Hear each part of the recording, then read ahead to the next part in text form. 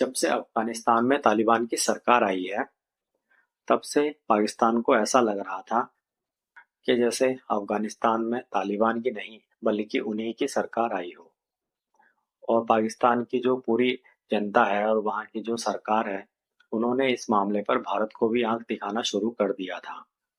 और पाकिस्तान की जो कई मीडिया हाउसेज है, वह तो इस तरह से प्रोजेक्ट कर रहे थे इस बात को, जैसे कि अफगानिस्तान में तालिबान की नहीं, बल्कि पाकिस्तान की ही सरकार आई हो।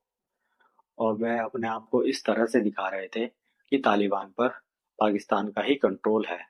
यहाँ तक कि तालिबान को भारत से रिश्ते खराब करने पर भी दबाव बनाया जा रहा था।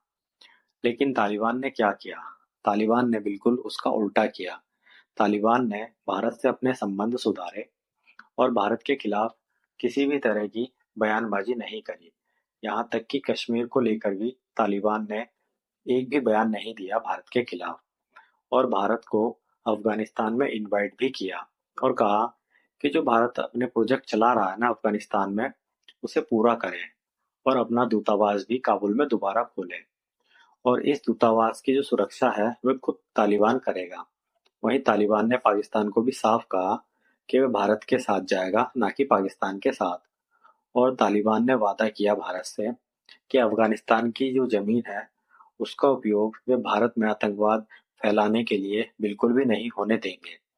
और अब लगता है कि इसका इनाम तालिबान को मिलने जा रहा है। खबर आई है कि भारत तालिबान को दिल्ली में अपना राजदूत नियुक्त करने की अनुमति दे सकता है।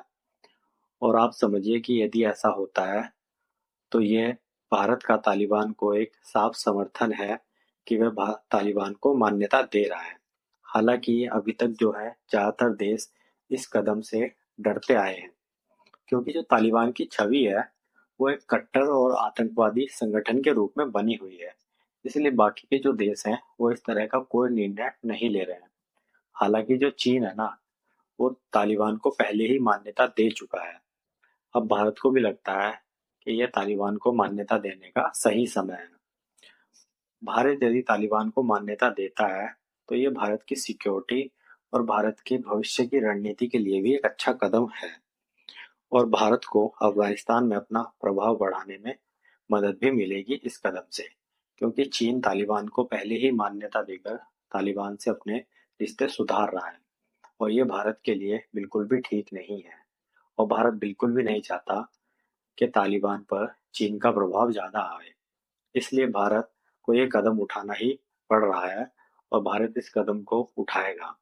वहीं तालिबान पाकिस्तान के जो रिश्ते हैं वह भी कुछ ठीक नहीं है। और इस कदम से हमें पाकिस्तान को भी काउंटर करने में मदद मिलेगी। वहीं कुछ एक्सपर्ट का यह भी मानना है कि तालिबान से रिश्ते सुधारने में भारत का नुकसान भी हो सकता है, क्योंकि अफगानिस्तान में आतंकवाद फैलता जा रहा है।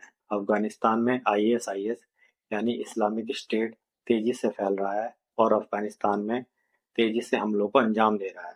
और यह भारत में की जो भविष्य की रणनीति है अफगानिस्तान में, उसके हितों के लिए खतरा है। क्योंकि अफगानिस्तान पहले ही टीटीपी जैसे ग्रुप को सपोर्ट करता है और उन पर आरोप है कि उन्होंने पाकिस्तान में हमला करने के लिए टीटीपी को सपोर्ट किया, जिसने बीते कुछ दिनों में पाकिस्तान में 147 हमलों को अंजाम दिया, जिसमें 200 से भी ज्यादा लोग मारे गए। इसलिए भारत को ये कदम सोच समझकर उठाना चाहिए। आपका इस पर क्या मानना है, नीचे कमेंट में जरूर बताएं।